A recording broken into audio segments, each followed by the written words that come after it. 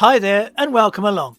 In this video we're looking at the third and final cinema on Orkney, the Phoenix in Kirkwall, so we better get going. Following the fire that destroyed the Albert Cinema, a new site was found for a cinema in Junction Road, and the appropriately named Phoenix arose from the ashes and opened on Tuesday the 14th of June 1955.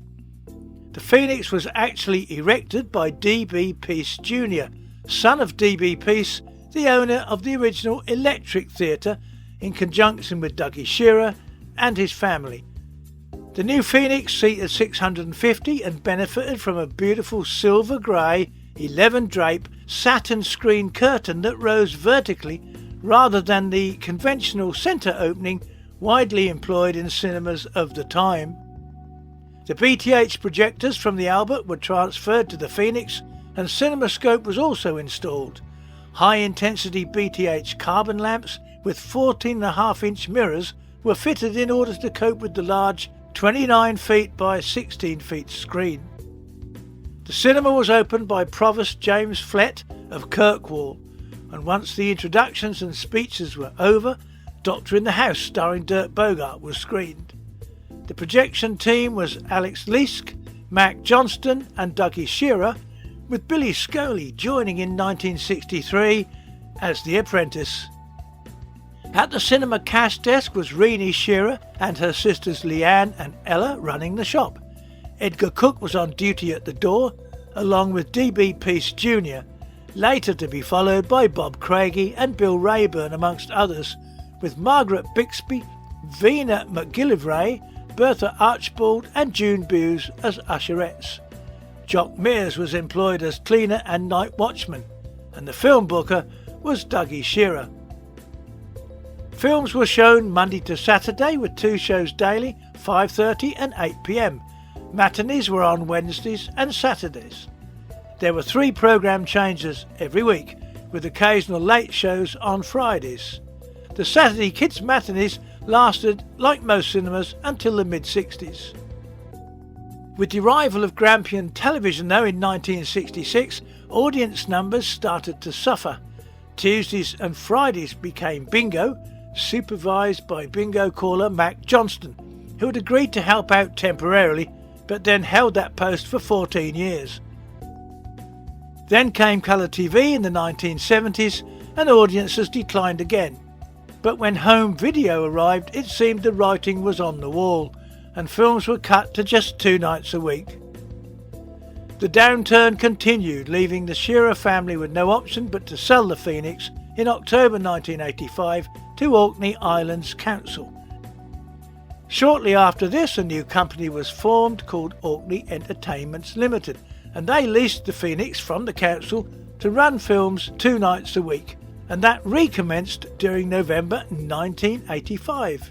And at this point, a large stage was installed for concerts, reducing the seating capacity, which had already been dropped to 604, to about 500.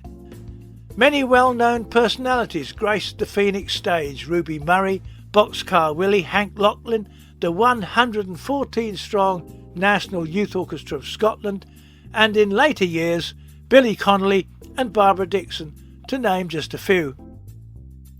When satellite television arrived, the cinema viability was in doubt once again, and in 1992, Orkney Islands Council took control with Billy Scroley as manager and projectionist. He was especially pleased to be the projectionist for the film Venus Peter, starring George Anton and Louise Breslin, which premiered at the Phoenix Cinema on Midsummer's Day 1989 as part of the St Magnus Festival. This photo shows the audience leaving the cinema following the second showing that evening. The photo was taken at 12:40 a.m. and look at that bright blue sky. But the Phoenix Cinema sadly closed on the 28th of November 1998.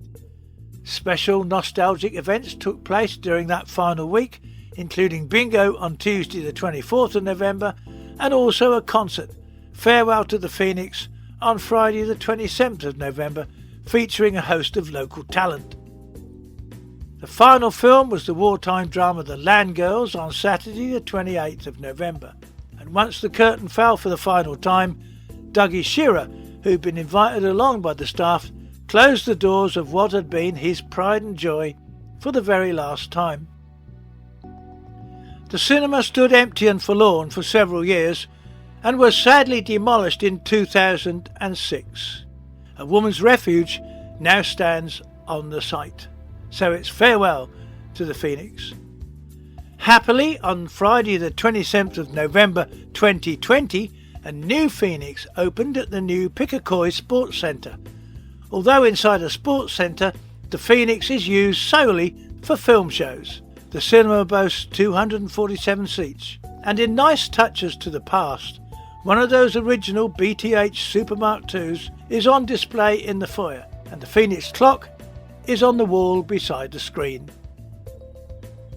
Well, that's about it for this one. I really hope you enjoyed it and the cinemas we did in part 1.